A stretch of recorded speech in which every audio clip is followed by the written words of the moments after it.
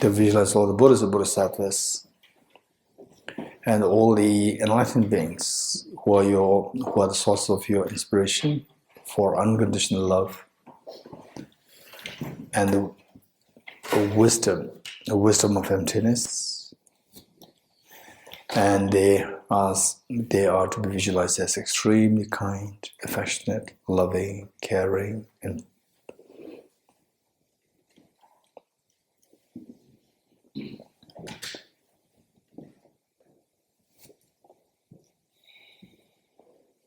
the Bodhicitta field, visualize your two grandparents, all the family members, including your children,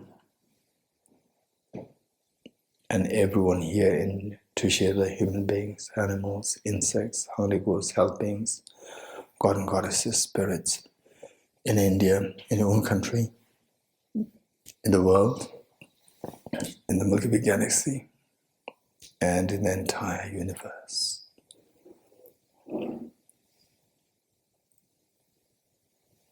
And here you are like the mother and all others love your children.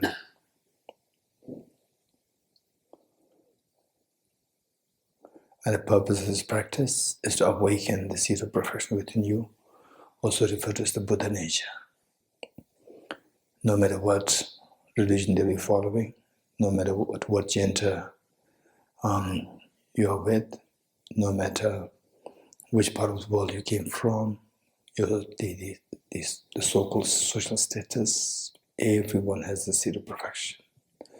And how to awaken this is to remove the mental defilements. The gold, when mixed with the mud, remove the mud, and the gold will automatically glow.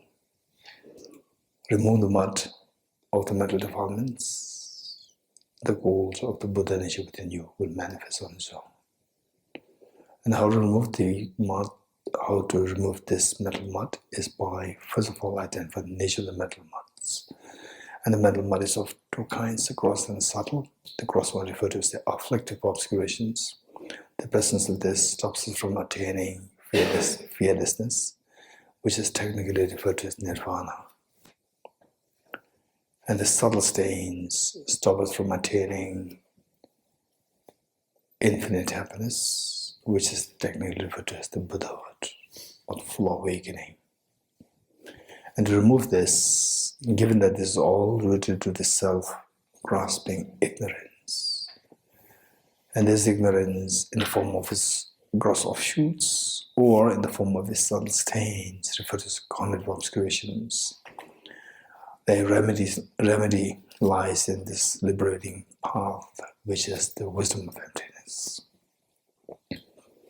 And here, we're first of all to actualize this wisdom of emptiness. We need to have a deep meditation on what constitutes the emptiness. For this, we need to gain conviction. To gain conviction, we need to go delve into reflection, deep reflection. Wisdom drives through reflection. And to get this conviction, we need to engage in the extensive studies in order to acquire the wisdom drive through learning. And this wisdom must be supported by the motivation of the Bodhicitta, the desire to benefit all the dim sentient beings.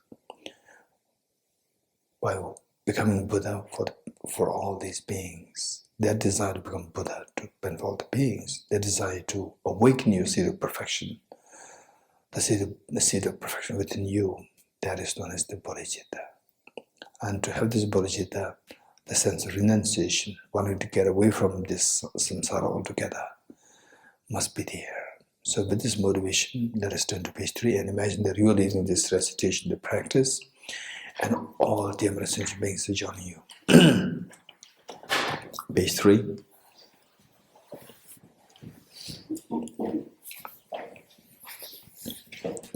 And teach with great compassion, you taught the Immaculate Dharma to dispel all perverted views. To you, the Buddha Gautama, I pay homage. And teach with great compassion, you taught the Immaculate Dharma to dispel all perverted views. To you, the Buddha Gautama, I pay homage. And teach with great compassion, you taught the Immaculate Dharma to dispel all perverted views. To you, the Buddha Gautama, I pay homage. I go for refuge until I'm enlightened to the Buddha, the Dharma, and the Sangha. By my accumulations of practice of giving and so forth, may I become a Buddha to benefit all sentient beings. I go for refuge until I'm enlightened to the Buddha, the Dharma, and the Sangha. By my accumulations of practice of giving and so forth, may I become a Buddha to benefit all sentient beings. I go for refuge until I'm enlightened to the Buddha, the Dharma, and the Sangha. By my accumulations of practice of giving and so forth, may I become a Buddha to benefit all sentient beings.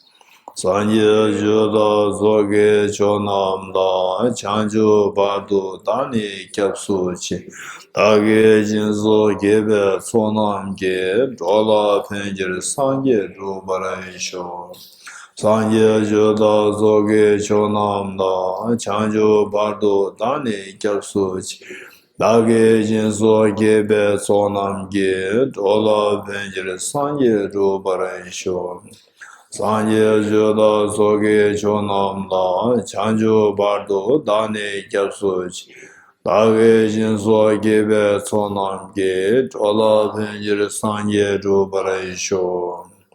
Independent origination, there is no ceasing, no arising, no annihilation, no permanence, no coming, no going, no separateness, and no sameness. I prostrate to the concept of Buddha, the supreme among all teachers, the one who taught this peace, which is freedom of elaborations. I prostrate to the mothers of the hearers, the Bodhisattvas and the Buddhas, which through the knowledge of all lead hearers seeking passive and complete peace, which through the knowledge of paths, the causes those have been migrated to achieve the aims of the world, and through the possession of which helps subdue and expand a variety of teachings. The one who has transformed into the reliable guide, motivated by altruism to benefit sentient beings. The teachers to gather and protect her, to you are my prostrations. The one who has eliminated the web of conceptualizations and is endowed with the divine bodies of the vast and profound, who eternally shines forth the forever noble light raised, to you the Buddha are my prostrations.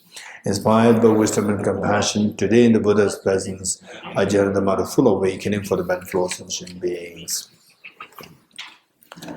Okay, as we recite the mantra, just see if you can reflect on the meaning.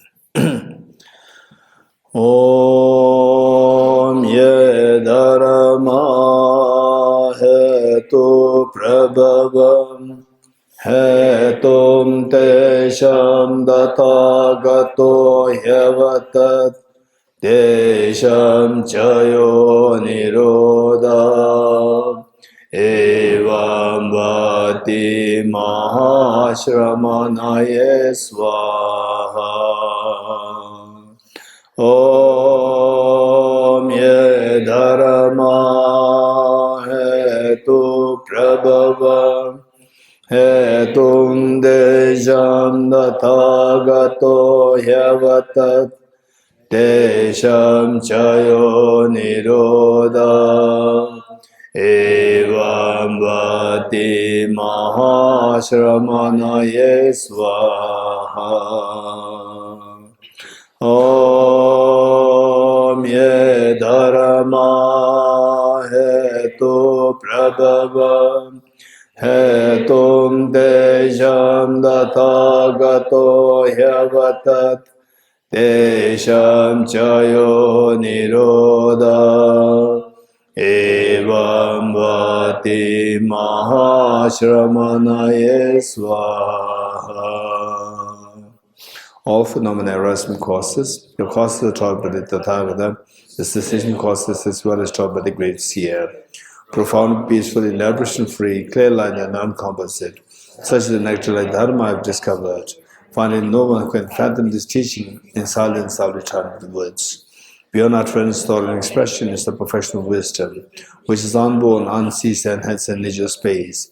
Is the object of apprehension of self-realized wisdom, to you, the mother of the Buddhas or the three times of your obeisance. All composite things are impermanent, all contaminated things are the nature of suffering, all phenomena are the nature of emptiness and selflessness, transcendent sorrow is peace. The Guru is the Buddha, the Guru is the Dharma, likewise the Guru is the Sangha. The Guru is the source of everything wholesome. I go for refuge in the Guru. By the sound of the vibrant drum of Dharma, you liberate all beings from miseries. I beseech you to kindly remain and give teachings until the end of the expansibility eons. The Buddha does not watch the negativities of beings, nor does he remove their miseries by his hands. His spiritual realizations are not trustworthy with them. It is by teaching the truth of suchness that the beings are liberated. With folded hands, I beseech the Buddhas of all directions to shine light of Dharma for all bewildered in misery's gloom. If you attach to this life, you are not a spiritual practitioner. If you attach to samsara, you have no renunciation. If you attach to your own self-interest, you have no bodhicitta. If there is grasping, you do not have the view. Okay, page 14. Praise to Shakyamuni Buddha.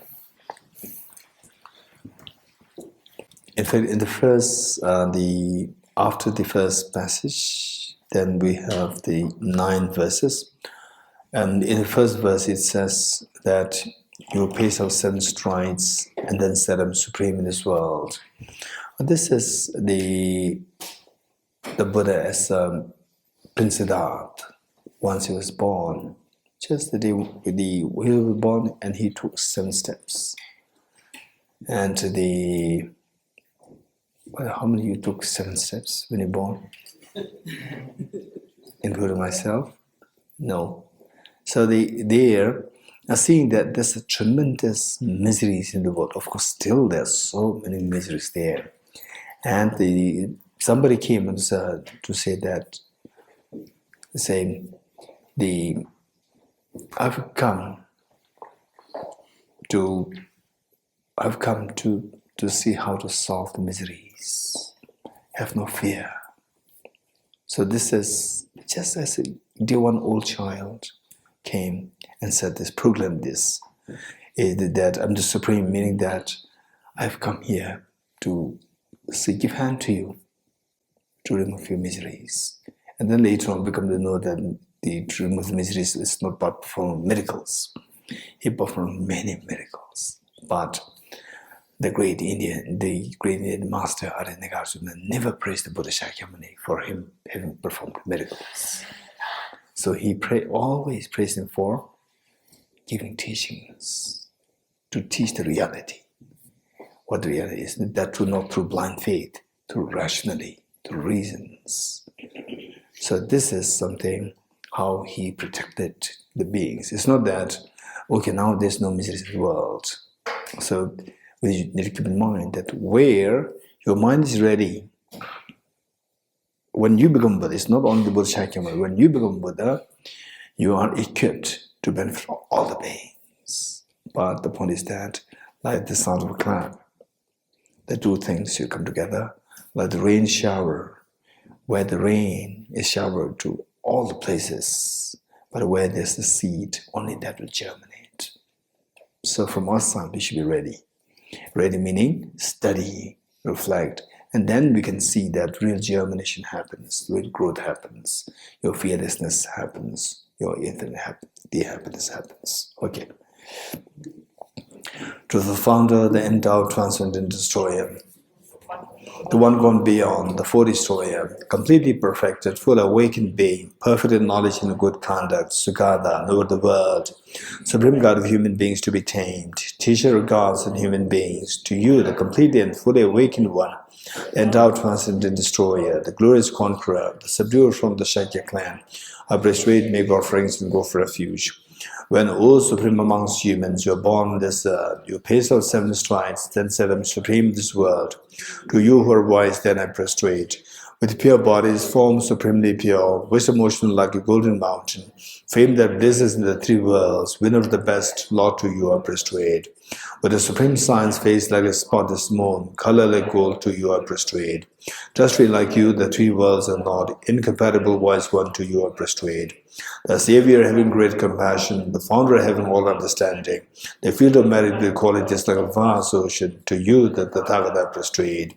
The purity that frees one from attachment, the virtue that frees one from the lower realms, the one path, the sublime pure reality, to the Dhamma that pacifies I prostrate.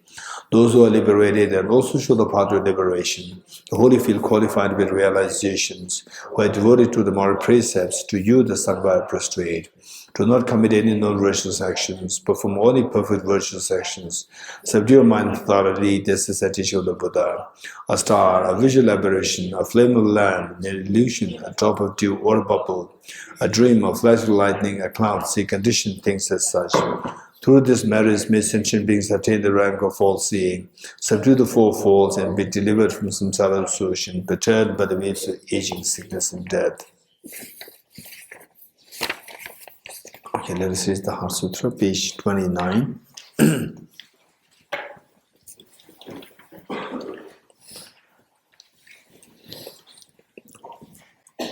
Okay, let us not forget the 3 points. One, about the background. One was a question asked by Shariputra to Avalokiteshvara. Number 2 was a response given by Avalokiteshvara to Shariputra. Just explained emptiness. And then the what is number 3? Was the benefit that we get if we follow the instruction, not blindly, but by reasoning, as a response given by Avalokiteshvara to Shariputra. And then that, where you wake up from the sleep of ignorance to see everything as just projection of your mind, you see that the remote control is in your hand, that all your fears dissolve and your mind finally finds the rest. And not only that, you're able to spread your mind, spread your happiness to all the beings. And this realization alone is the gateway for all the Buddhas of the past, present, and the future to traverse to get through to this ultimate state of happiness. Okay. The Heart of the Perfectional Wisdom Sutra. I prostrate to the irretrievable gem. Thus did I hear at one time the Buddha was dwelling on the mass of Vulture's mountain in Rajgriha, together with a great community of monks and a great community of Bodhisattvas. At that time, the Buddha was absorbed in the concentration by the categories of phenomena called profound illumination. Also at that time, the Bodhisattva Mahasattva Avalokiteshvara looked upon the very practice of the profound illumination of wisdom and beheld those 5 aggregates also as empty of inherent nature. Then, through the power of the Buddha, the Venerable Shariputra said this to the Bodhisattva Mahasattva Avalokiteshvara: how should any child of the lineage who wishes to practice the activity of the profound professional wisdom train? He said that, and the Bodhisattva Mahasattva Avalokiteshvara said this to the Venerable Shariputra: Shariputra, any son of the lineage or daughter of the lineage who wishes to practice the activity of the profound professional wisdom should look upon it like this, correctly and repeatedly, beholding those 5 aggregates also as empty of inherent nature. Form is empty, emptiness is form, emptiness no other than form. In the same way, feeling, discrimination, composite factors, and consciousness empty. Shariputra, likewise, all phenomena are empty, without characteristic, unproduced, unseen, stainless, not without stain, not deficient, not fulfilled. Shariputra, therefore, in emptiness, there is no form, no feeling, no discrimination, no composite factors, no consciousness, no eye, no ear, no nose, no tongue, no body, no mind, no visual form, no sound, no smell, no taste, no object of touch, and no phenomena. There is no I element and so on, up to it, including no matter element and no mental consciousness element. There is no ignorance, no extinction of ignorance and so on, up to it, including no aging and death, and no extinction of aging and death. Similarly, there is no suffering, origination, cessation, and path. There is no exalted wisdom and no attainment, and also no non-attainment. Shariputra, therefore, because there is no attainment, Bodhisattvas rely on and dwell in the professional wisdom, the mind without obscuration and thus without fear. Having completely passed beyond error, they reach the end point of nirvana. All the Buddhas who dwell in the 3 times also manifest a complete awakening, answer a possible, perfect, complete enlightenment in reliance on the professional wisdom. Therefore, the mantra of the professional wisdom, the mantra of great knowledge, answer pas mantra, the mantra equal to non-equaled, the mantra that thoroughly pacifies all suffering should be known as truth since it is not false. The mantra of the professional wisdom is declared, Dhyatha Om Gade Gade Bara Gade Bara Samgade Bodhi Swaha. Shariputra, the Bodhisattva Mahasattva should train in the profound professional wisdom like that. Then the Buddha rose from their concentration and commanded the Bodhisattva, Mahasattva, Avalokiteshvara, saying, well said, son of the lineage, it is like that, it is like that. One should practice the profound professional wisdom just as you indicated, even the Tathagatas rejoice. The Buddha having thus spoken, the Venerable Putra, the Bodhisattva, Mahasattva, Avalokiteshvara, who surrounded the entirety, along with the world of gods, humans, asuras, and Gandharvas, were overjoyed in Hari praise that is spoken by the Buddha. Let's recite this. Just imagine that you are in Rajgir, the place where the Harsuit actually happens, and imagine that you, with your two parents, with your children, your family members, and all dear brothers and sisters, living on the side, human beings, animals, insects, hungry ghouls, hell beings, god and goddesses, spirits, everyone with you. And imagine just in front of the Buddha Shakyamuni, His Holiness the Dalai Lama, Avalokiteshvara, Shariputra, and all the other Buddhas, Bodhisattvas. Imagine that you are seeking the blessings in the form of the teachings, in the form of understanding of the wisdom, in the form of the expansive, unconditional Bodhicitta. And all beings will happily join you in this journey of cleansing the mind of the mental defilements in 5 stages. Gade, Gade, Para, Samgade, Bodhiswa. And you are leading this, and everyone's joining you. Deyata Om Gade, Gade, Para, Gade, Para Samgade Bodhiswatyata Om Gate Gate Para Gate Para Samgade Bodhiswatyata Om Gate Gate Para Gate Para Samgate Bodhiswatyata Om Gate Gate Para Gate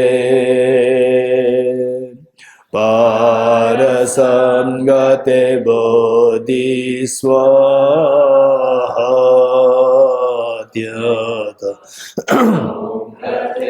Gate Para Gate Para Samgate Bodhiswatyata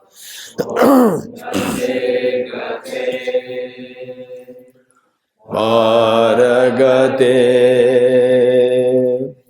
Para Samgate Bodhiswaha. By the teachings of the three supreme jewels possessed in the power of truth, may in and outer hindrance be transformed, may they be dispelled, may they be non-existent, may they be pacified, may all negative forces opposed to the Dhamma be completely pacified, may the host of 80,000 obstacles be pacified, may we be separated from problems and conditions harmful to the Dhamma, may all our enjoyments be in accord with the Dhamma, may auspicious and perfect happiness pervade this place now. Okay, let's turn to page 35, 8 verses for training the mind. Page 35.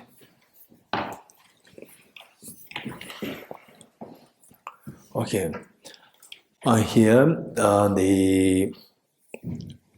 so what we said is that there are the two wings to cross the ocean of miseries to reach the ultimate happiness for yourself and all beings. And the two wings are, one is the wing of the wisdom, and the other the wing of compassion. And the highest level of compassion is known as Bodhicitta, and the most profound level of the wisdom is the wisdom of emptiness. So these are two wings by which to cross the ocean of samsara. And the wisdom of emptiness, of course, we study in great detail here. Great detail doesn't mean that all these volumes, there are huge volumes of texts on emptiness. We don't have time for that. It's just 1 week, nothing. But we're just going to get a glimpse of what it is alongside the Bodhicitta. So here, this one, composed by the great Tibetan master, referred to as Geshe Dorji Damdul, a great master, I think around like 11th century AD. And so this is primarily to pave the way for your unconditional compassion towards all beings. So what is the opposite force? To cultivate this compassion, we need to mitigate the power of the opposite force of this compassion. And the opposite force of compassion is ego and anger. When the ego, it goes to extreme, it can erupt in form of anger. And sometimes the people can become very desperate and become angry. May not be because of anger, because of the misdoings of the other people. But oftentimes, it's the ego that destroys all of us. So here, these 8 verses are primarily to fight our ego. And the ego says, I'm the boss, I'm the most important thing, I'm the most important person. The best thing should go to me, not to others. I'm very special. So this sense of the ego, this is the one which destroys all of us. And then it eventually reflects in the form of anger. And the anger is a sign of your weakness. Anger is a sign of our weakness. It's not a sign of strength.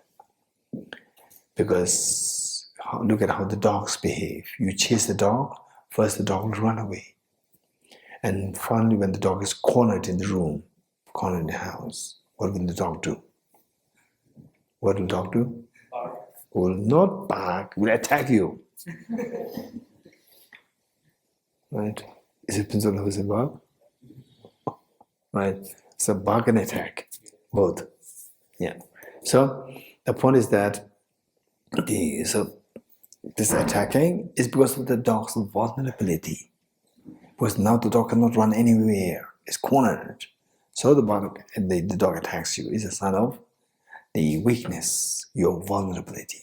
So anger, never ever think that, so when you show anger towards your mother, to your father, towards somebody, your husband, towards your wife, don't think that this is a sign of strength.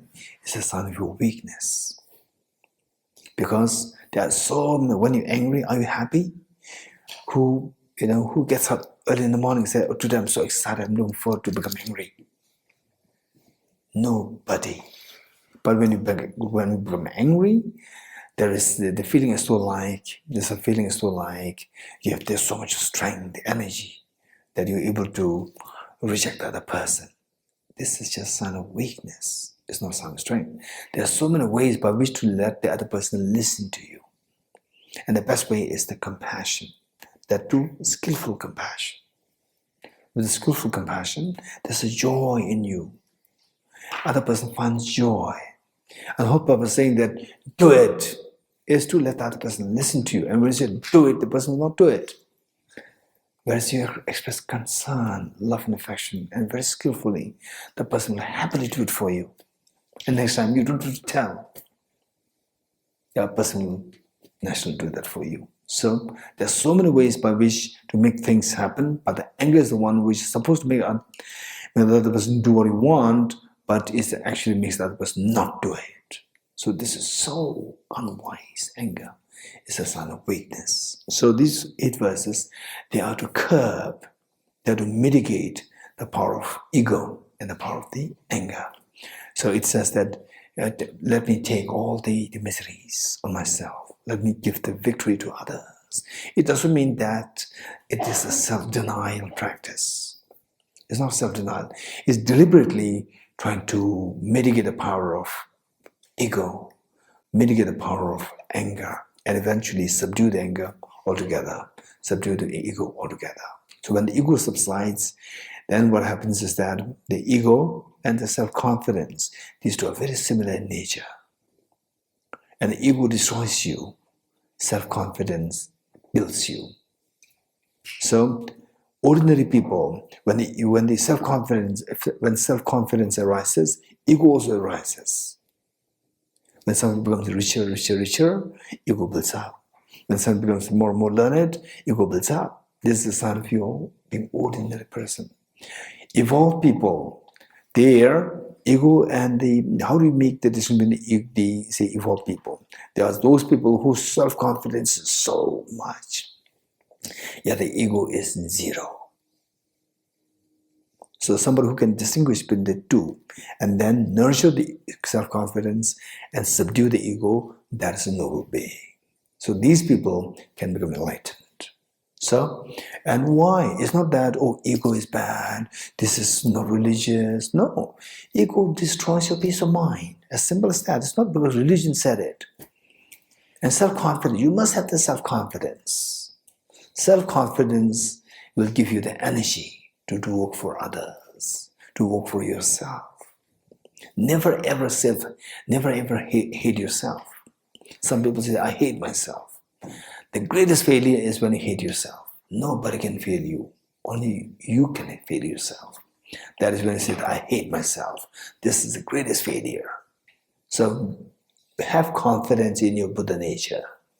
Have confidence and see the perfection within you. With this, have confidence, build your self-confidence, but never give in to the self. They never give in to the ego. So these 8 verses, they are to subdue your ego and to build your self-confidence. That's the purpose. Okay. Let us read. With the determination to achieve the highest aim for the benefit of all sentient beings, which surpasses even the wish-fulfilling gem, may I hold them dear at all times. Whenever I interact with someone, may I view myself as the lowest amongst all, and from the very depths of my heart respectfully hold others as superior. In all my deeds, may I probe into my mind, and as soon as mental and emotional afflictions arise, as they endanger myself and others, may I strongly confront them and avert them. When I see beings of unpleasant character and those oppressed by strong negative suffering, I hold them dear, for they are rare to find, as I've discovered a jewel treasure. When others out of jealousy treat me wrongly with abuse, slander, and scorn, may I take upon myself the defeat and offer to others the victory. When someone whom I've helped or in whom I've placed great hopes meets in extremely hurtful ways, may I regard them still as my precious teacher. In brief, may I offer benefit and joy to all my mothers, both directly and indirectly. May I quietly take upon myself all hurts and pains of my mothers. May all this remain undefiled by the stains of 8 mundane concerns, and may I recognize all things as illusions, devoid of clinging, be released from bondage. Okay, this last verse is taken from Lama Tsongkhapa's text. So this will tell us how to boost your self-confidence, that I will become the perfect being to benefit all the beings. So unless you have this tremendous self-confidence, you cannot have this, the aspiration, I will become the Buddha to benefit all beings. Okay, let's read this together. From our 2 collections, vast space that have amassed, from working with effort in this practice for a great length of time, may I become the chief leading Buddha for all those whose minds were blinded by ignorance. Okay, the next part, page 37, is seven practice. So this is what we're going to do for the first time here, not the early days. Okay, so why we are doing this? Whatever we're doing, reading, practicing, you must know the reason. If you don't know the reason, it's just pointless. Say, from your house, if you are to go to the next door neighbor, you don't need anything. It's very simple. You just walk, like 1 minute, 2 minutes. Whereas if you want to go for a long journey, how many came from Singapore? Joshua? There. How many came from Spain? Or another where from? From Mexico. How many from Mexico? From Spain? From Mexico? Okay. So how you came? Just walking? Without backpack? Okay, not walking, you have to purchase the flight ticket. And then with the backpack. Huh? With the backpack, right? What's backpack? What do you have? Those are the things which you require. And longer the journey, bigger the backpack. Yes? Why? In those particular, today's symbol, right? You have the card, bank card, right? That works. Often, in most cases, it works, right? So, there should be enough deposit in the bank. right? In those days, 1,000 years ago, 500 years ago, 1,000 years ago, 2,000 years ago, if you had to travel, for example, like Columbus, who came from Spain to West Indies. West Indies, right? West Indies. Did he just came on a boat, a small boat ride? No. All these food, everything is there. More the distance, more the food. Yes, you agree? Oh, in which case, the point is that further the car travels, we have to have more fuel. You getting it? So, what is the longest journey? The journey of enlightenment. You require a lot of merit, the fuel of the merit. You getting it? Without the fuel of the merit, it's not possible. For example, say, even for emptiness, study of emptiness is not that easy.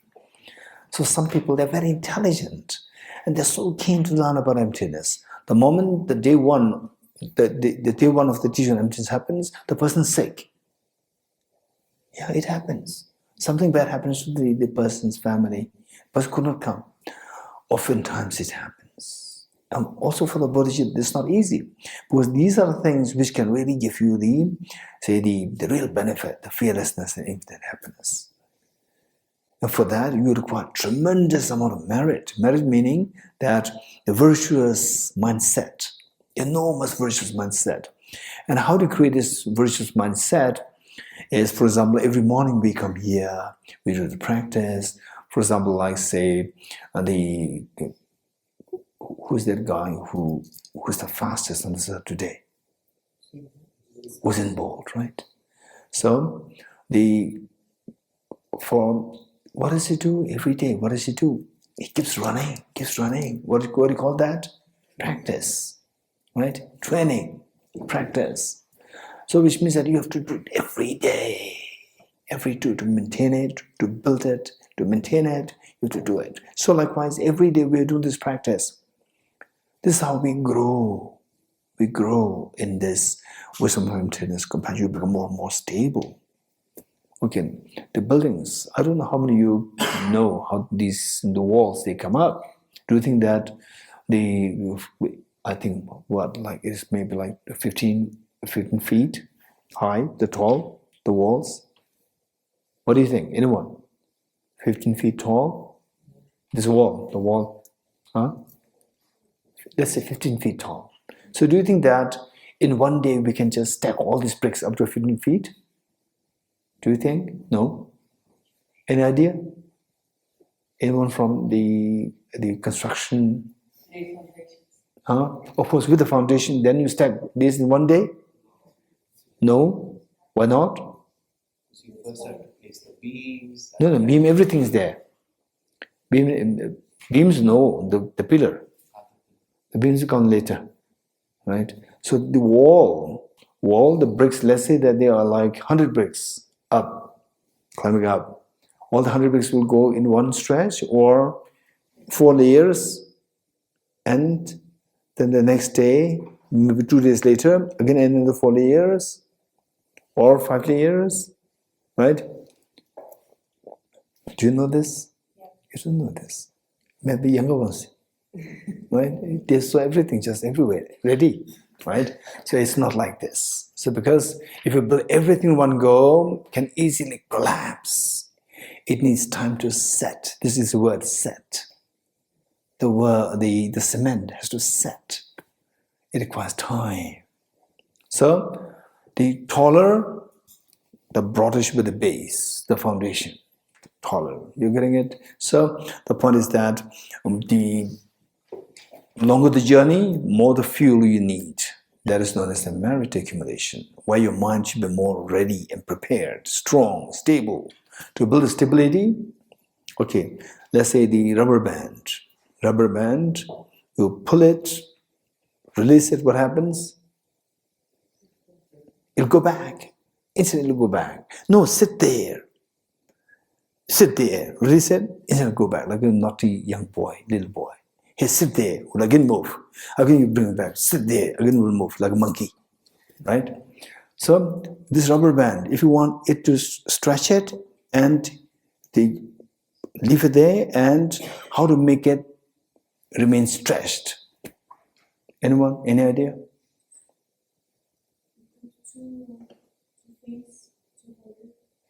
Okay, one is just let it freely, let it go freely, let it be freely there without something holding, and then that it will not go back. How to make it happen? Any idea? Yes. Stretch it for a really long time. Very good. Keep stretching it for you have to first have the patience. Keep holding it for the tendency is to go back. But keep holding it for say 5 hours, 10 hours, 1 day. Then the next day you let it go. It'll stay like this. You're getting it?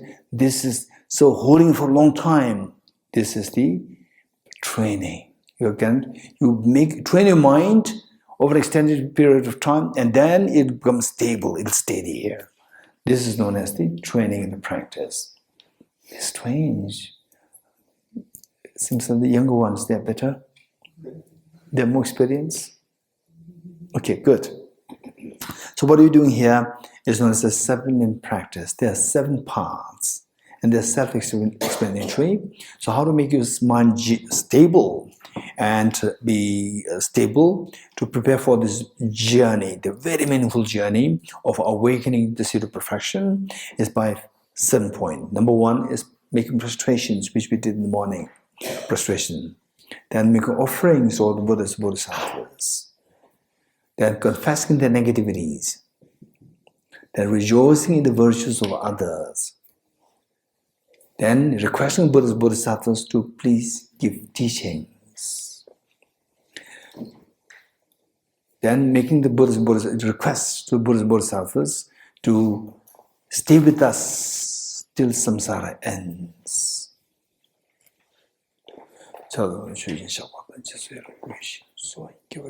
And then the dedication. Dedicate the merits towards the enlightenment for the benefit of all the sentient beings. So these 7 points are indicated here. In these verses, they're self-explanatory. So while you read it, the most important thing is that make sure that you reflect on the meanings. That's very important. Okay. 7 in practice, excerpt from the King of Prayers, the extraordinary aspiration of the practice of Samadhi.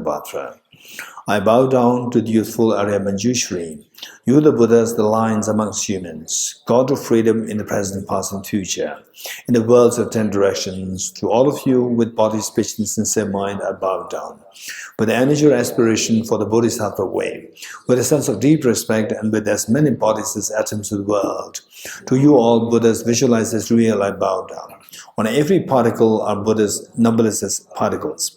Each amidst the host of Bodhisattvas, and I'm confident the sphere of all phenomena is entirely filled with the Buddhas in this way. With the infinite ocean of praise for you and oceans of sound from the aspects of my voice, I sing the breathtaking excellence of Buddhas and celebrate all of you Sugadas. Beautiful flowers and regal gardens, sweet music, scented walls and parasols, sparkling lights and sublime incense are offered to you, victorious ones, the Buddhas. Fine dress and fragrant perfumes, sandalwood powder heaped high as Mount Meru, all wondrous offerings in spectacular array are offered to you, victorious ones. With transcendent offerings, peerless and vast, with profound admiration for all the Buddhas, with strength of conviction in the Bodhisattva way, offer and bow down to all the victorious ones. Every harmful action I've done with my body, speech and mind, overwhelmed by attachment, anger and ignorance, all this I openly lay bare before you. I lift up my heart and rejoice in all the merits of the Buddhas and Bodhisattvas in 10 directions. Of solid realizers, hearers, still training in those beyond, out of all ordinary beings. You who are the bright lights of the worlds in 10 directions, who have attained the Buddha's omniscience through the stages of awakening. All you are my guides, please turn the supreme will of Dharma. With palms together, I earnestly request you who may actualize parinirvana, please stay with us for aeons numberless as atoms of the world, for the happiness and well-being of all the wanderers in samsara.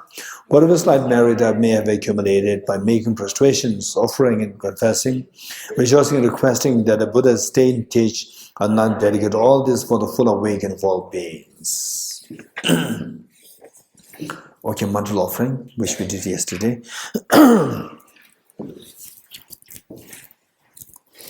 I hope you have learned this hand gesture. You learned it yesterday. How many learned it yesterday? Raise your hands. How many learned this hand gesture? No? One. Okay, one out of 71 learned it. Okay, so you can learn it during the break time. In other words, often the best that you see, that you have, that you see in the world to all the Buddhist Bodhisattvas. So this is a gesture of, say, you connecting with all the Buddhist Bodhisattvas, not to make the Buddhist Bodhisattvas happy. Okay. This ground unknown with, okay, you interested to learn? Okay, so what you do is that you, okay, your hands like this, and then the right little finger between the left little finger and the ring finger. Likewise, the others go like this. Okay, first the key is the right little finger should go between the left little finger and the ring finger of the left. Go like this, and then the others likewise go there. And then with the two thumbs, hold the two little fingers. Hold the two little fingers, and then the two ring fingers will go up the opposite, go up standing. Two ring fingers will go up. Then the two forefingers will hold the two middle fingers. You got it? Huh? The instruction is perfect.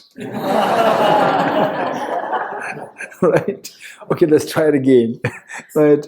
Okay, open your hands. The fingers, spread the fingers. Don't be too rigid. Okay, don't be too rigid. Now what you do is that right little finger should go between the left little finger and the left ring finger. Okay, don't look at me, look at the fingers. Right? Okay, so you go like this, gradually just go in a very flexible way, and don't be too rigid, be flexible, and then with the two thumbs, hold the two little fingers. And then the two ring fingers should stand like the two opposite, like this. Two ring fingers should be like this. And then the two forefingers will hold the two middle fingers. You're getting it? Just hold the...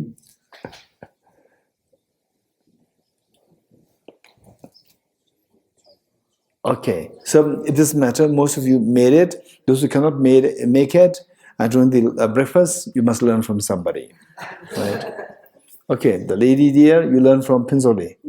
There's a Pinzoli, raise your hand. Yeah, the lady there, you learn from Pinzoli. Anybody else who is in complication? That's amazing. All of you learned it. Okay, so this was the meaning of this. You can see that, if you look at it, you see that there's something which is protruding in the center. The two ring fingers standing up. This is symbolic of the Mount Meru.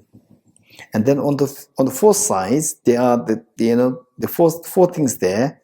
Four things, the two little fingers and the two middle fingers held by the two thumbs and the two forefingers. So there is the four structures there. These four structures symbolize the four continents. In other words, in simple terms, this is just symbolic of the universe. But according to the cosmology of the classical Indian, the Hindu traditions, and Buddhist tradition and Jainism, this is one part of the universe. This is not the full story of the universe. Universe, the same thing, is believed to be like incredible number of this thing, but it's just symbolic of the universe. Okay, let's say this now. So the most important thing is not the hand gesture. Most important thing is mentally you offer everything best that you have, the world has, to all Buddhist Bodhisattvas. This ground anointed with perfume, strewn with flowers, and adorned with Mount Meru, the four continents, the sun and the moon. I imagine this as a Buddha field and offer it.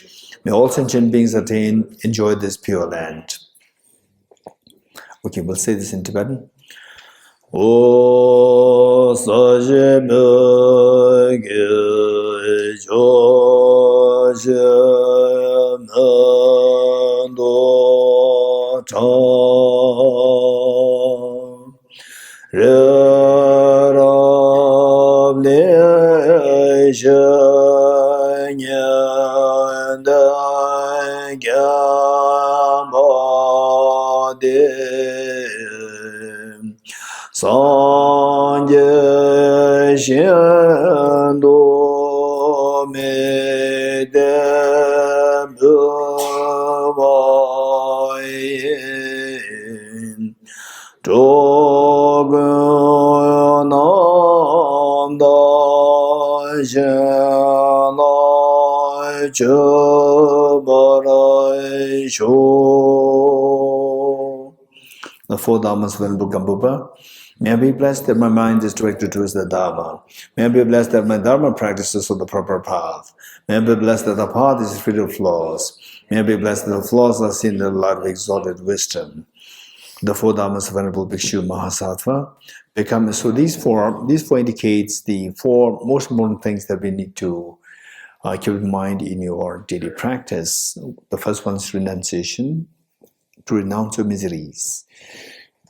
Some people have a very naive understanding. Renunciation means to renounce your happiness. No, it's renounce your miseries. In the first place, you come to any Buddhist center saying, I don't think anybody came to Buddhist center or to Shiva saying that I have so much happiness, please teach me how to get rid of my happiness. Nobody came like this. Everybody came with some feeling of that I have problems. I want to learn how to get rid of my problems, right? So the dharma must be to remove your problems, not to remove your happiness, right? So some people, they think that they are into dharma, they're into Buddhism. Earlier they used the girls look so nice, the boys look so handsome, and then into dharma they become so shabby, right?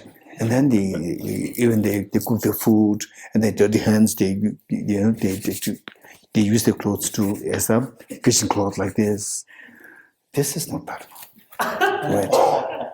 Dharma is right.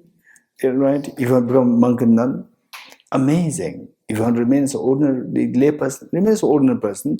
Remain as an ordinary person. Remain as a smart boy and as a beautiful girl, right? Not as a shabby boy or shabby girl, right? This is not dharma. Dharma is change your mind. Change your mind. You become monk, nun, that's very different. It's so precious. But if you cannot become the monk and nun, it's not necessary.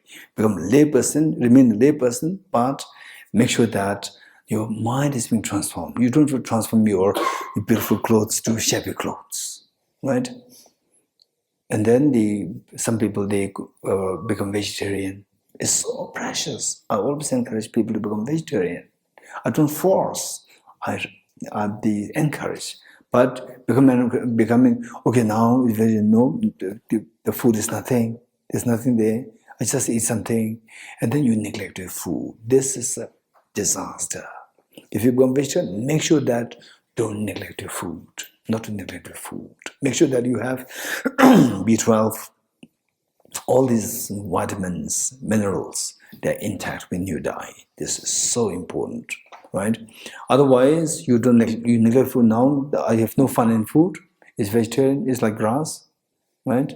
And then you eat just a little bit, and you just ignore health. And then in a few months' time, you become sick, terribly sick, and you become such a bad example for being vegetarian. People say, "Don't become vegetarian. Look at this boy. Don't become vegetarian. Look at this girl. Used to be very strong, healthy girl, strong, healthy boy, now hospitalized. Look, because he became vegetarian. Don't become like this, right? Hey, you want to become, look at this boy, you want to become vegetarian? Don't become. Okay, that's true. Then you will, in a way, you are discouraging others from becoming vegetarian. So therefore, if you turn to vegetarian, this is so precious. You are taking steps. Finally, we have to talk, but walk the talk. You're getting it? So, oh, you have to be so kind, compassionate. Take the first step. Stop shouting at your mother. Right? We talk about emptiness, but everything's like a dream. The moment you reach your house, your mother says, my daughter, you'll have a cup of tea. My son, what cup of tea? Right? This is your behavior. So he said, what to say the talk? You're not walking. So make sure that you try to walk the talk. You try to take the steps, walk. At least after retreat, you go. Usually you're being, little stern, not ready to respond to your mother so easily. So now you become more open, you become more smiling to your mother, to your father, to your husband, to your wife, to your children, to your friends, right? More helpful. The mother says, my daughter, you'll have a cup of tea. My son, you'll have a cup of tea. Oh, mom, please sit. Let me serve you. What do you like to have? Tea, coffee, juice, water, what? Right? Wow, what a change. What a change. Amazing. So, what did you do? Right? So, mother wants to talk to you now. What did you do? You went to retreat, right? Yeah, retreat. And then, it must be so good. Yes, very good. What's that like? Where is it? Where is it? Right? In Dharamsala. Oh, what is Dharamsala? In India, it's a beautiful place. Wow, that's amazing. I also like to go with you next time. If she doesn't want to go, she still wants to continue to talk. Because you are now opening up. So this is spirit that if you create, this is walking the talk. And then also, eventually, gradually things will become vegetarian. This is so great step. Great step, right?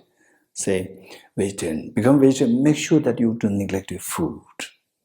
Like B12, usually we don't get from the vegetarian. We don't get. So, B12 supplements without the gluten. What do you got? Gelatin. Gelatin, what is it called?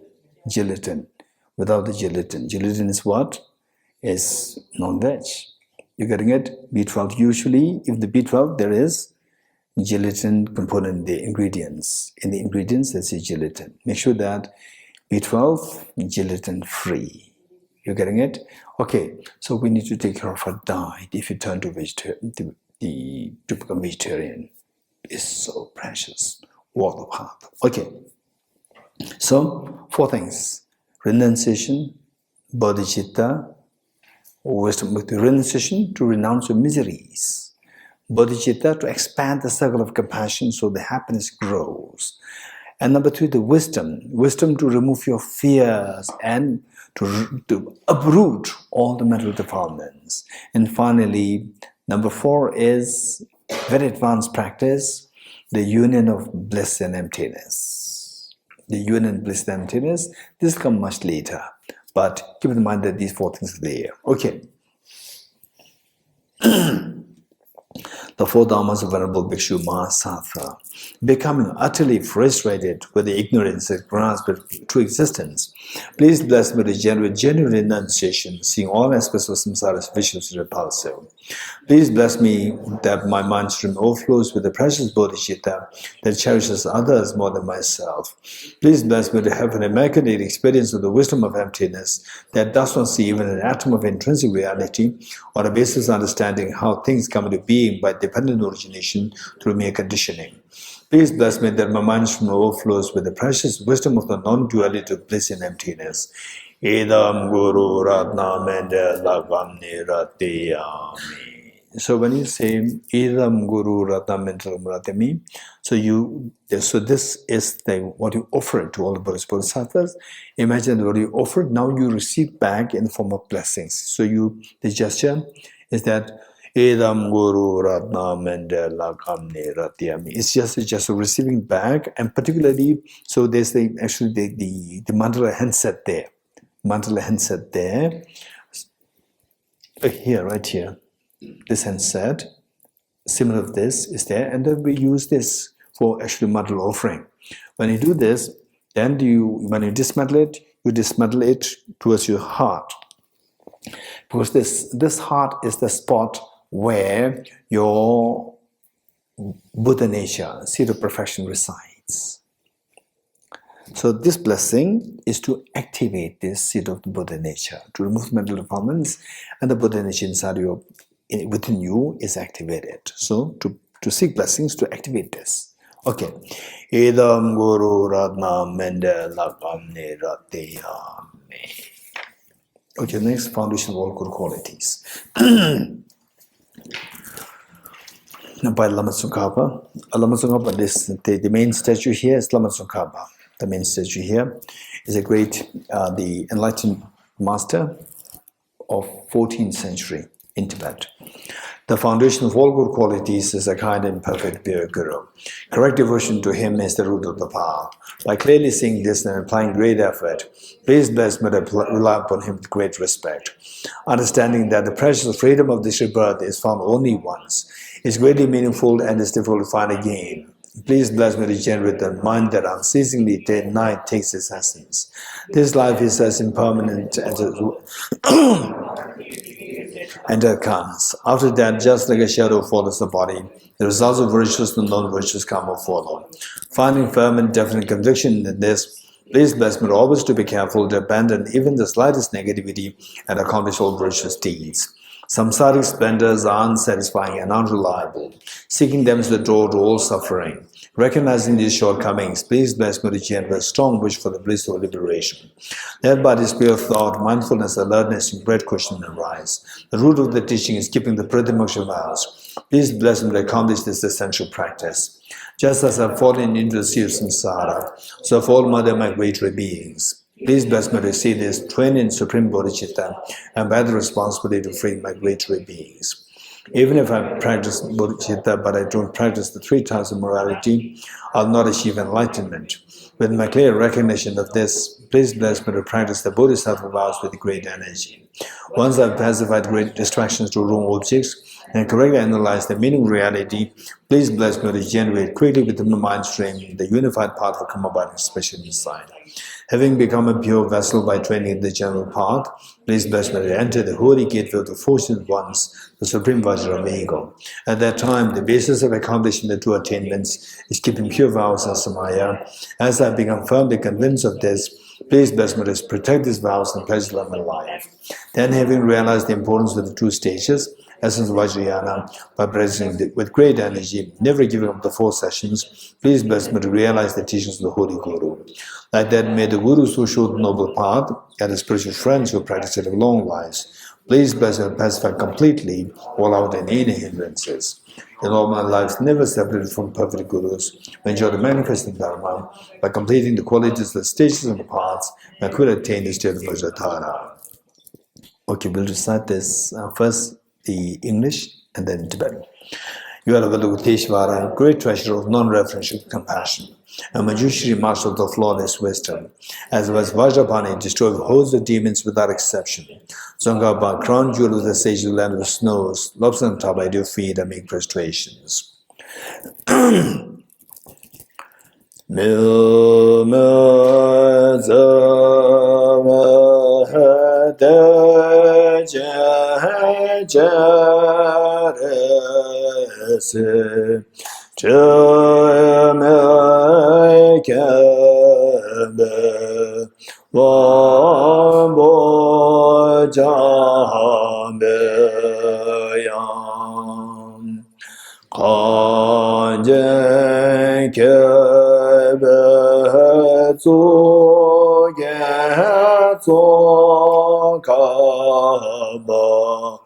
Lo san chabe shabla sovade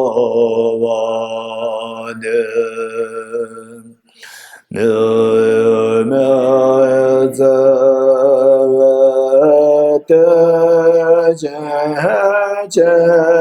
jerese cheme kembe ombo jambe yam kanjen kebe zo kaba no san Shabla Sovane Numazavate Chajarese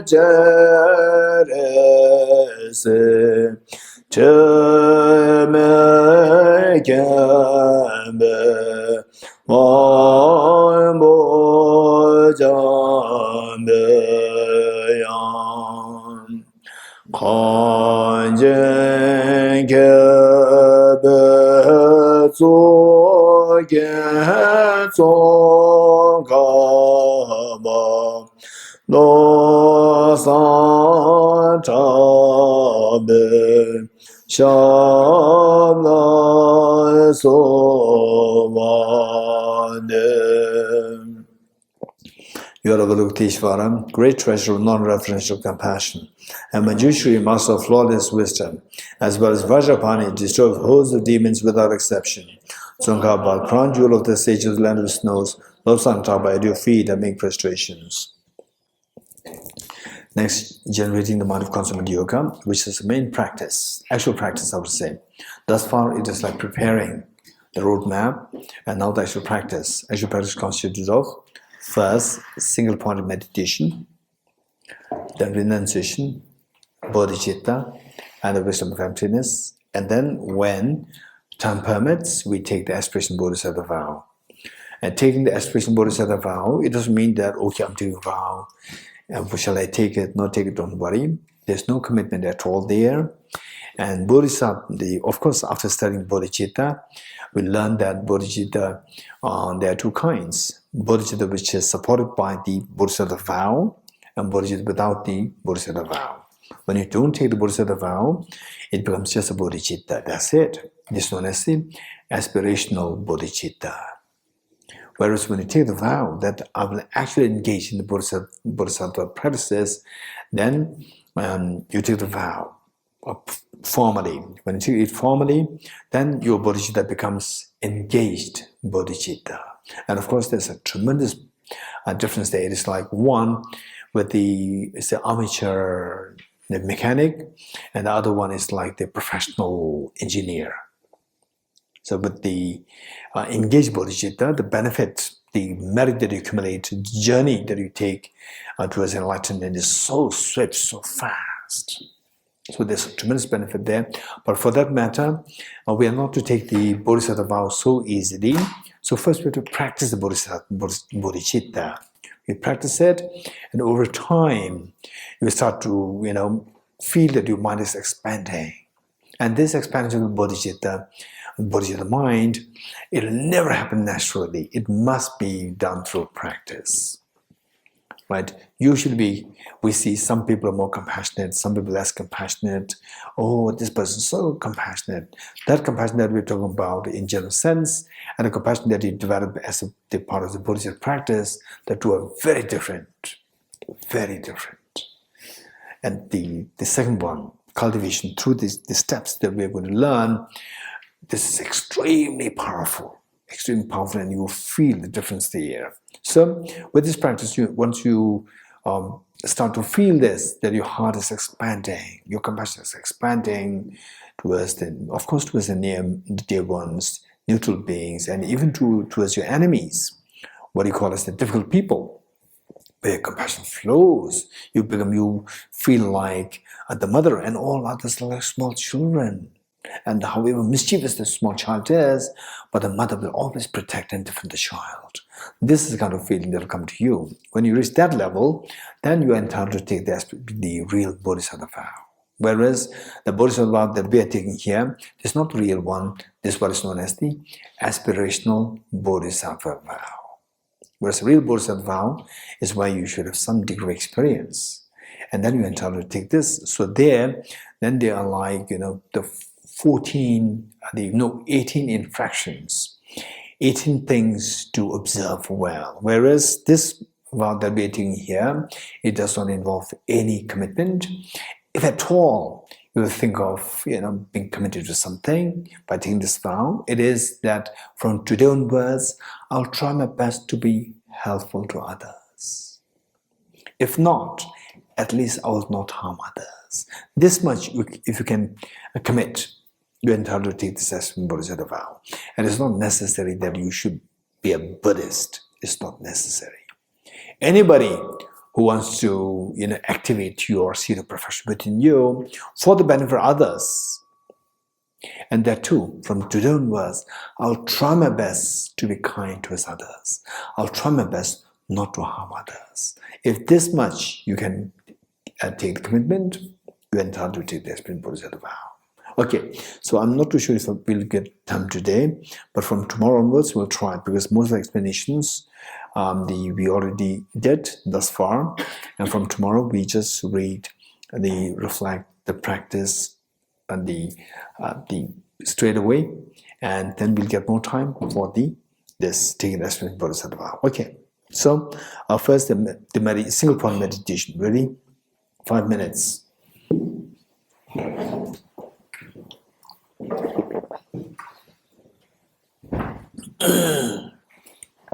Okay, now no more instructions.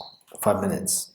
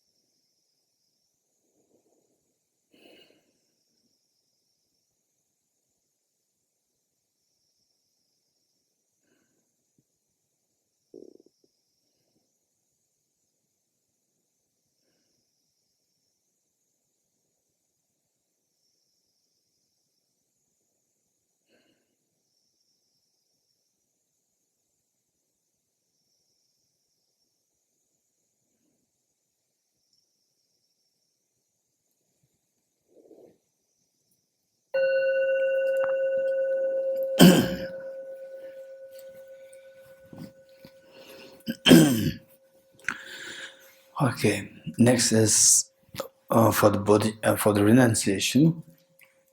We do it on the basis of the four seals. Four seals, which are actually taught by the Buddha himself. And then in the various Tibetan traditions, there's a teaching on what is known as Lam Rim, graded path, Lam Rim. So there, renunciation, Bodhicitta, wisdom, all are there. But in group, usually I do the four seals directly, the direct teachings of the Buddha, rather than because this is very simple and it's very succinct. So, Buddhist mind ready? What I will do this is going to be guided meditation, meaning that I'll continue to give the instructions, and your job is try to just follow the instructions and see how much you can invoke the respective experiences. And here during the meditation, don't try to make correlations between what I'm guiding here and what you learned before, what you heard from other people, what you read somewhere else. No correlations are to be made at this point. If you want to make correlations later on, not now. Is meditation, make the most of invoking the experience of the instructions given. Ready? Renunciation. Renunciation is to renounce the miseries, not to renounce the happiness. To renounce the miseries, we need to know how to renounce the causes of the miseries. The Buddha taught, Ye dharma hedu prabhava. All these phenomena, the composite phenomena, they all arise from the causes. So we need to get rid of these causes. As for the causes, what we learned yesterday, the Buddha identified the root as the ignorance. And the four levels of ignorance, varying in subtlety, are taught. Ignorance which views impermanent phenomena as permanent. Ignorance which views miseries as happiness. Ignorance which views impure things as pure. Ignorance which views what is selfless nature, to be of self-hurt. We need to get rid of these four ignorances to get away from the resultant miseries. First, to get rid of the first ignorance, the Buddha taught, all composite things are impermanent. And composite phenomena, things which are composed of material parts and the temporal parts, like your body, your mind, the world in which we live. These are all composite phenomena. And what is composite should necessarily be following the nature of impermanence. And this impermanence is of two kinds, the gross and the subtle. It's very important for us to reflect on both. The first, the gross, followed by subtle. What's the gross? Impermanence. Think of your beautiful youth, your beautiful young days when you were a teenager. And how many people then are with you today? Many of them already left. Elder ones left, younger ones left. Your age group, many of them also left. And those days, we cannot get them back. And beautiful spring to be followed by autumn. In this beautiful spring stops.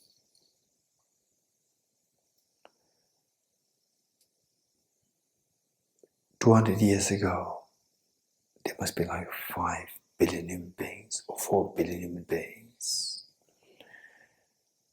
And where these people, some of them, like us, again, they were doing meditation. Some of them totally in indulgence, staying late in the nights, 2 o'clock, 3 o'clock, 4 o'clock, sleeping late, very late.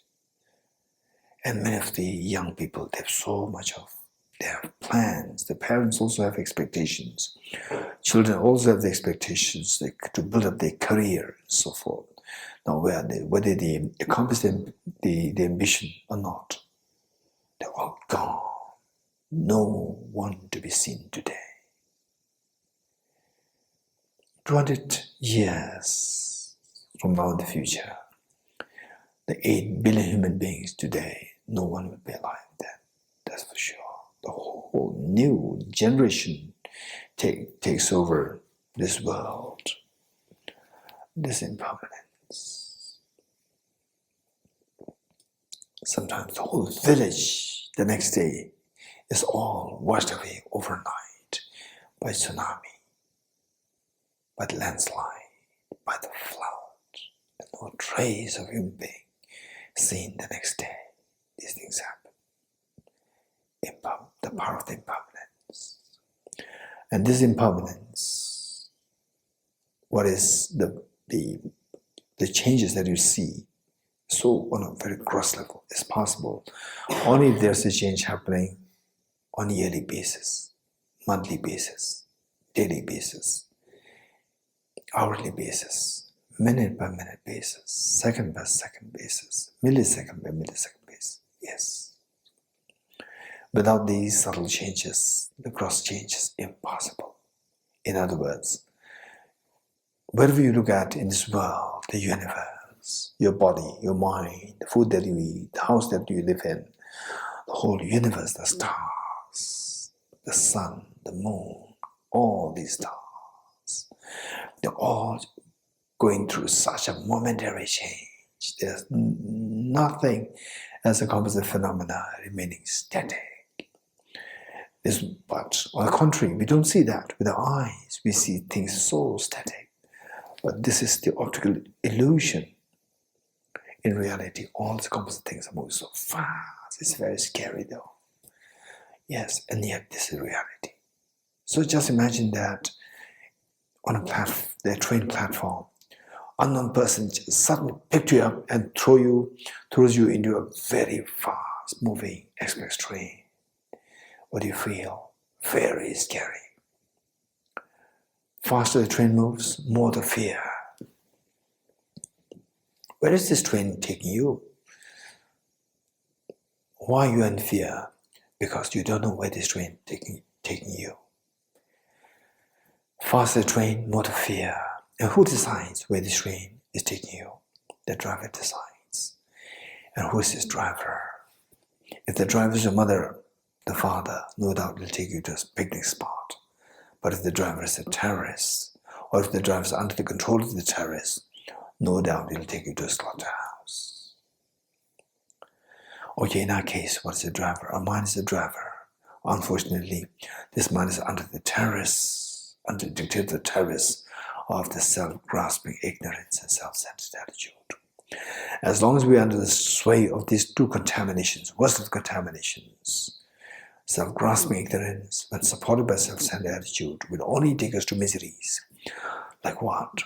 Misery of sickness, aging, death, tension, depression, anxiety, anguish, bewilderment, confusion, and so forth.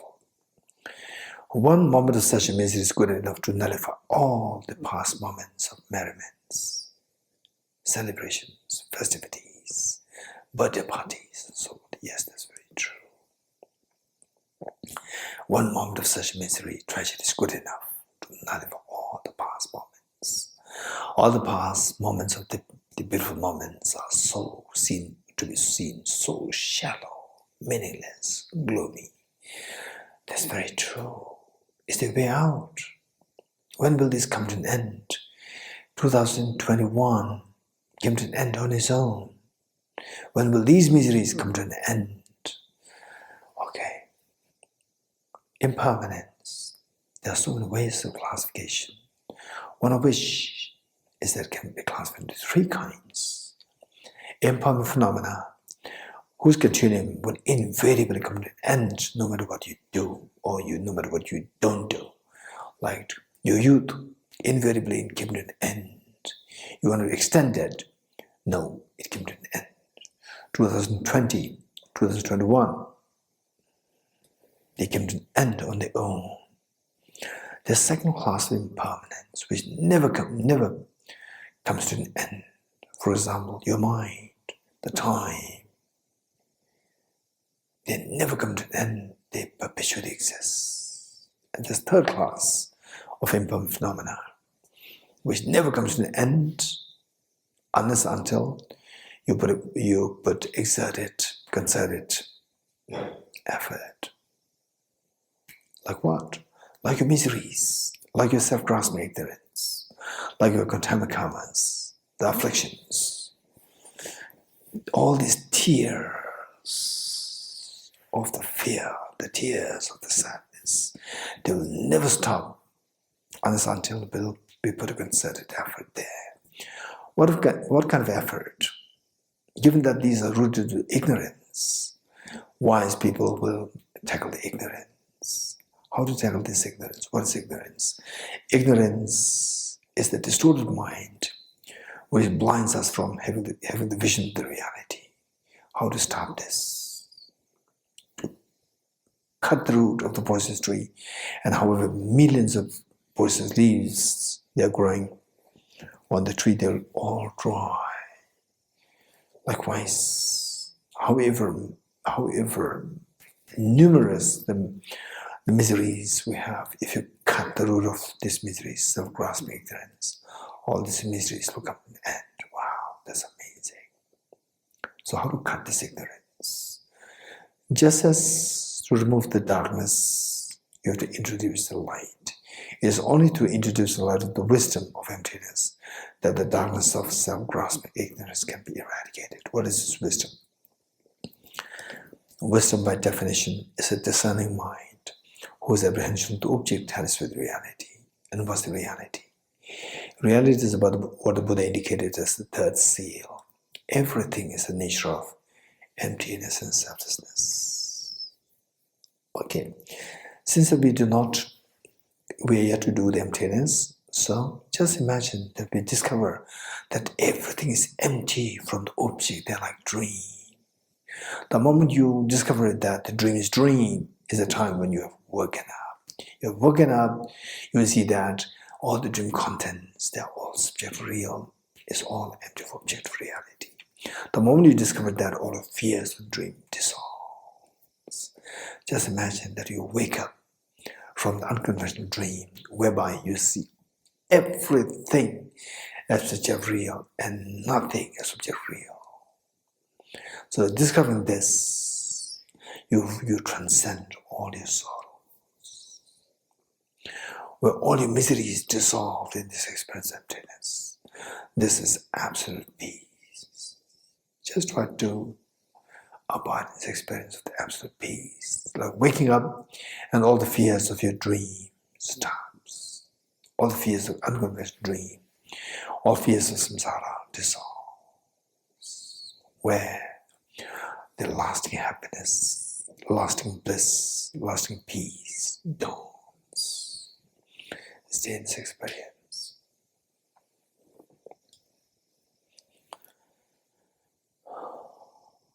And this desire to attain this experience where the ultimate peace dawns in you, that desire is known as renunciation. Want to renounce miseries to experience the ultimate happiness, ultimate peace. Are you good? Okay, slowly we will move to the next, the Bodhicitta. For the Bodhicitta, actually we have to do the two methods. The method of the sevenfold cause-effect method and the method of reclassing exchanges of others to generate Bodhicitta. But here we're going to do we are yet to do the methods, so we will do the four immeasurables, and of which we'll do the first two here. Ready? A few seconds, just take a short gap, a few seconds.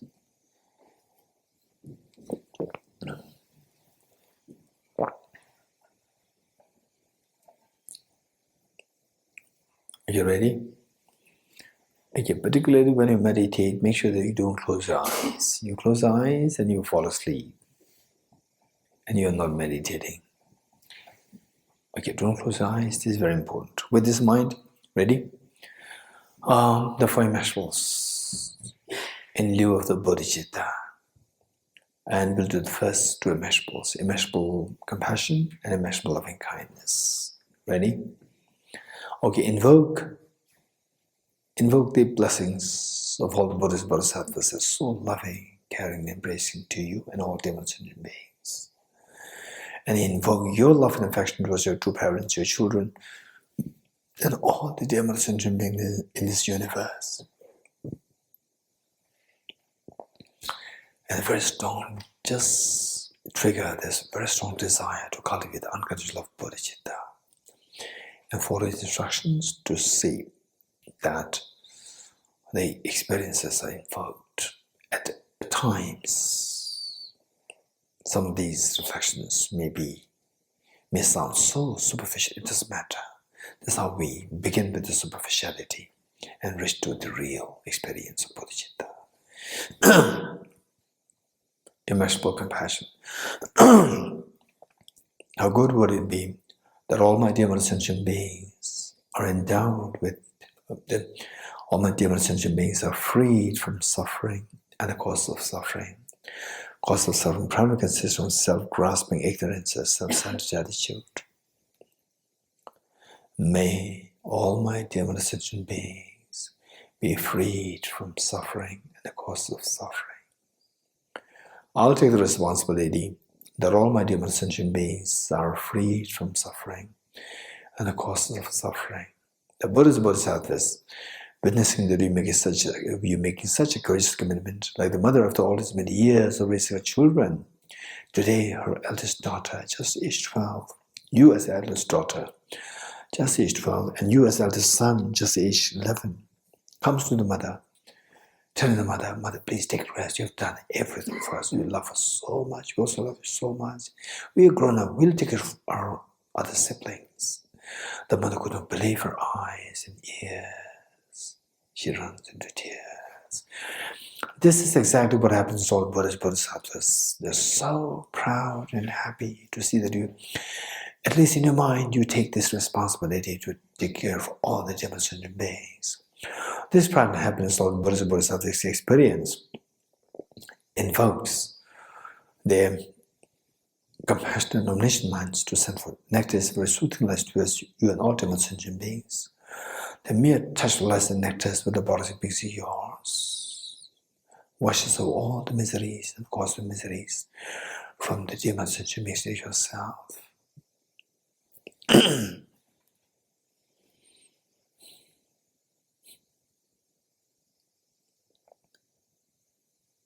And you witnessing such a miracle happening the miracle is happening to all the demon sentient beings.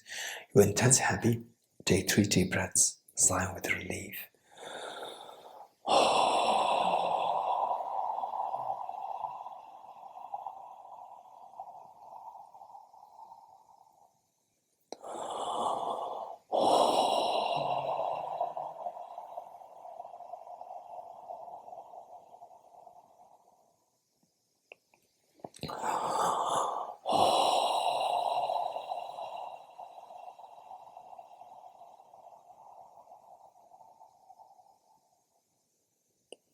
Next immeasurable loving kindness. How good would it be that all my dear sentient beings are endowed with happiness and the causes of happiness. Primarily consists of the Bodhicitta, the most beautiful mind of Bodhicitta, and the most fearless mind of the wisdom of emptiness. May all my dear sentient beings be endowed with happiness and the causes of happiness. I'll take the responsibility that all my dear sentient beings are endowed with happiness and the causes of happiness. The Buddhist Bodhisattvas, witnessing that you are making such a courageous commitment, the intense happiness and proud of you, this pride and happiness invoke their compassionate omniscient minds to send forth nectars of soothing lights towards you and all demon sentient beings. Their mere touch of lights and nectars with the bodies of beings yours instills in all happiness and the cause of happiness in the minds of sentient beings yourself. And you witnessing such a miracle is happening towards all the demon sentient beings. You're intensely happy. Take 3 deep breaths, sigh with relief.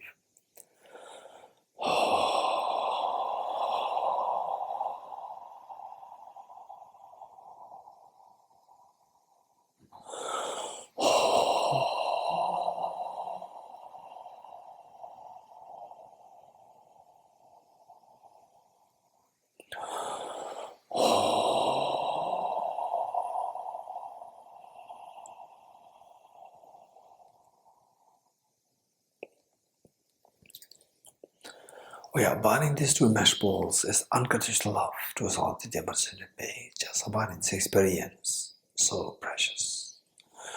And imagine that you're looking at the eyes of each of the demonstrated beings, and they feel so happy to see that there's a safe heaven in you for them. With this mind, with the folded hands, we'll make a Bodhicitta commitment together 3 times. May I become Buddha for the benefit of all my dear Mother Sentient beings. May I become Buddha for the benefit of all my dear Mother Sentient beings. May I become Buddha for the benefit of all my dear Mother Sentient beings. Just abide in this experience of the unconditional love of the Bodhicitta for a while. And this will make you, this is the driving force, which will make you to activate this Bodhicitta, Buddha nature within you. And slowly transform this beautiful mind of Bodhicitta into a spotless, clean moon disk, horizontally sitting in the heart, so that it will forever remain with you till you enlightenment. Okay. With this in mind, we will turn to page 54. I think so. Sorry, it's page 550.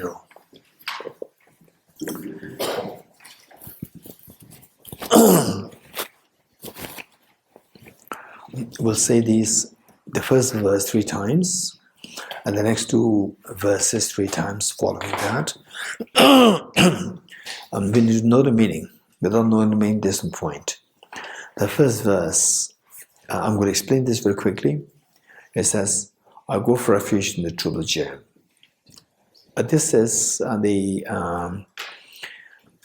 we are undertaking the journey, the most important journey of awakening the sort of perfection within you, journey of Buddhahood. And this journey requires a lot of support, because if you are to travel somewhere, you need the support of somebody who is who knows this the place where you're going so well. And the greatest of the support is the Triple Gem, the Buddha, Dhamma, and Sangha. And then this journey, make sure that this journey, the road is clear. If the road is blocked by the boulders, the trees, and so forth, then you cannot run the journey. This road must be clear. This road is none other than your own mind.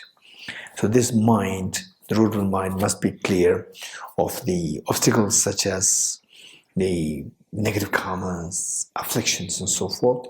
We have to clear these mental negativities. And one of the easiest ways by which to do so is by confessing the negativities that you have done in the past life, in this life.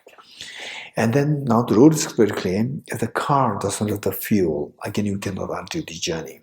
The car should have enough fuel. This car is none other than your own mind. This mind has the fuel, enough fuel of the virtues and the merits. And the best way by which to do so very effectively is by rejoicing in the virtues of others, rejoicing in the virtues of Buddhas, Bodhisattvas, rejoicing in the virtues of other beings, rejoicing in the virtues of yourself. Okay, so the third line says, I rejoice in the virtues of all the beings. Now the road is very clear, the car has enough fuel. What kind of journey are you going to undertake? The journey of enlightenment, journey of awakening the seed of perfection with myself. Fourth line says, I hold the precious Buddha in my heart. Okay, let's say these 3 terms together wholeheartedly. And imagine all the Buddhas and Bodhisattvas are with us, and your 2 parents, your children, all the demon sentient beings are with us. And you are inspiring them, and they're joining you. I go for refuge to the Triple Gem. I confess the negativities individually. I rejoice the virtues of all the beings. I hold the precious Buddha in my heart. I go for refuge to the Triple Gem. I confess the negativities individually. I rejoice the virtues of all the beings. I hold the precious Buddha in my heart. I go for refuge to the Triple Gem. I confess the negativities individually. I rejoice the virtues of all the beings. I hold the precious Buddha in my heart. The next 2 verses. Invoking Buddhas, Bodhisattvas to pay heed to you. And then the next 2 verses. Again, I'm going to explain it very quickly. And from tomorrow, no need to For the explanation, you have to reflect on the meanings. The first one is you have a tremendous desire to benefit all the beings suffering. You see, look at Ukraine and also Russians. So many Russian boys, they're trying to run away from Russia to escape from being mobilized to serve in the army to attack the Ukraine, which the Putin is doing. And so all the young boys, they're suffering. And so many sanctions are happening to the various community institutions, communities in Russia. And Russian people are suffering. Ukrainian people are suffering. And this was going wrong with this Putin.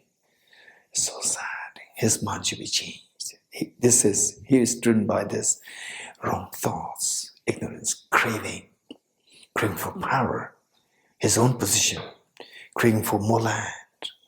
This is what created so much problem to his own people and to the Ukrainians.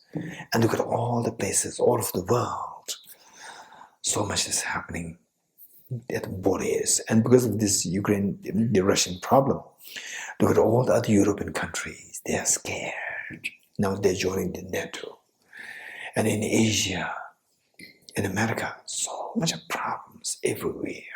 So we take the responsibility. I'll take the responsibility to solve all these problems. And His Holiness, the Dalai Lama, is saying that all these problems lies in the incomplete education system. Incomplete education system, where only the brain development is encouraged and the heart development is not at all encouraged. And the modern education, if you say 10 plus 3 equals 13, everybody will clap and you pass. Even if you have the capacity to become the second Jesus Christ, the power to give healing to the people, to become the Buddha, to become Ram, and so forth. But if you say 2 plus 3 equals 5-ish, you fail. Your heart is not at all counted. Only your brain is counted. This is modern education. So because of this, people who come out of this system as the leaders, they will create tension in the world. This is what's happening today. So His Holiness is thinking long term how to save this world by changing the education system or by supplementing the education system with a program for heart development so that the future leaders will be more sensible, will be more compassionate, will believe in dialogue rather than missiles. So this is what His Holiness is doing. So now that is all. His Holiness is right here with us. And let us take His blessings, inspiration from Him. That may I too become a leader like you, that in the future, wherever I take birth, within this life, may I be able to inspire others. And in the future lifetimes, may I become the leader to lead all the beings towards ultimate happiness, rather than to lead the beings into wars and for the hunger and so forth. Okay. So with this, in the history of humanity, if you look at who succeeded in, say, acquiring that skill to lead all the beings, we see Prince Siddhartha, who succeeded. Likewise, there are so many people who succeeded this. So, how come that they succeeded in this journey, in this endeavor? For 2 factors. One, the very powerful motivation to activate one's own Buddha nature within, to become the ultimate source of the benefit for all the beings. So the Bodhicitta. Number 2, to realize the aspiration of this Bodhicitta, or to materialize aspiration of this Bodhicitta, they actually engage in the Bodhisattva practices, 6 perfections and 4 perfections, maybe 10.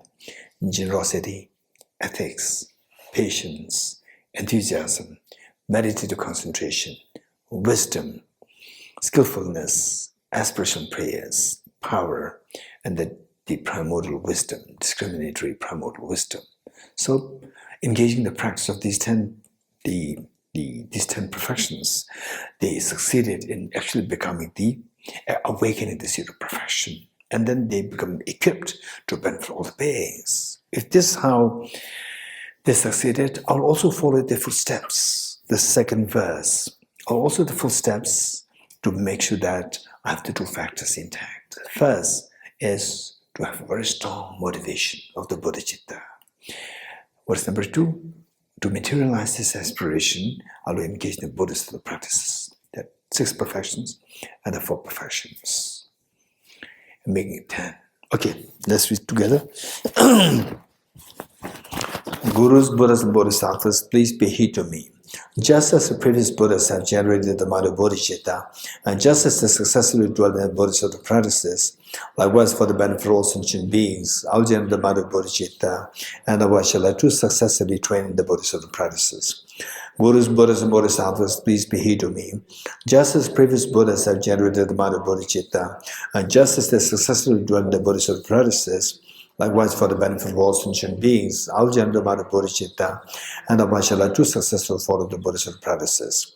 Gurus, Buddhas, and Bodhisattvas, please pay heed to me.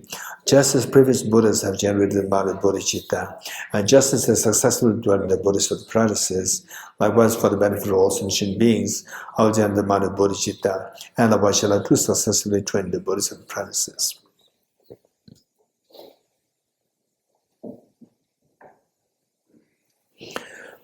Okay, so now let's turn to the dedication, the next page, page 52.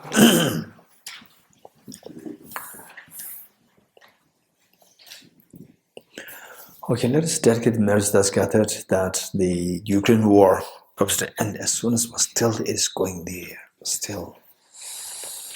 And the Russian young boys, they are all in tension. Many of them are running away. They don't want to take part in the war. And the Ukrainian people, they're suffering so much. And everywhere in the world, there's so much tension, border tensions, domestic violence, and so forth. All these deep violence happening everywhere. Let's pray that by the power of the virtues that we engaged in, that these come to an end as soon as possible, that people live in the fresh breath of peace and in the joy. Also, let us pray that the virtues spread, the Bodhicitta and wisdom of heaven spread in the minds of all dear and sentient beings. That this teaching of the Bodhicitta, this teaching of the wisdom of emptiness, thrive in everywhere, in nook and corner of the world and the universe. With this mind, let's pray. I dedicate the merit thus gathered towards the realization of the deeds and the prayers of the Buddhas and the Bodhisattvas of 3 times, and to the upholding of the doctrine of scripture and insight. May I in all lives, through the force of this merit, never separate from the 4 wheels of the Mahayana vehicle, and accomplish all the stages of the path, renunciation, bodhicitta, perfect with the 2 stages. From my 2 collections, vast space that I've amassed, from working with effort at this practice for a great length of time, may I become the chief-leading Buddha for all those whose minds wisdom is blinded by ignorance.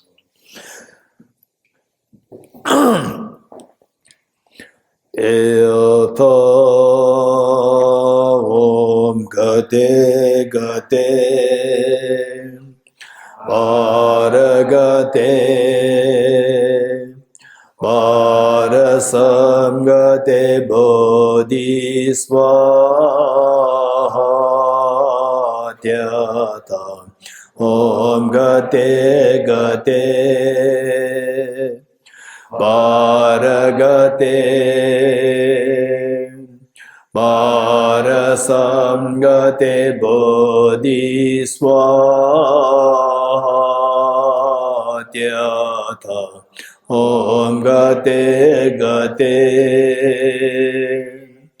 Varagate Varasamgate Bodhisvatyata